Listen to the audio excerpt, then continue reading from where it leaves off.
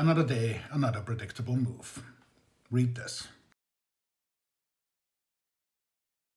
This is Vance announcing the probability that ICE is going to come knocking on doors. They're going to go door to door, knocking on the door, hoping that someone is home. Then, of course, they're going to politely introduce themselves and ask whether you are a U.S. citizen. That seems incredibly inefficient, doesn't it?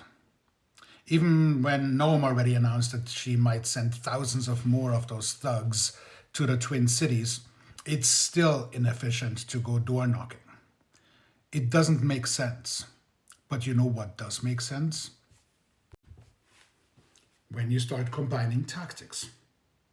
NSPM 7 is meant to create a bounty system where you tell the officials who you suspect to be anti-regime. According to the MAGA doctrine, anyone who's not American shall be picked up and expelled because they're automatically regime critics and dissidents. That's the fascist way. But we're still holding on to the idea that MAGA is going to behave in some earnest manner, in a sense that they would only point at people where they are 100% sure that it's verifiable that the individual is not an American. If we really believe that this is how it's going to go down, we need to think again.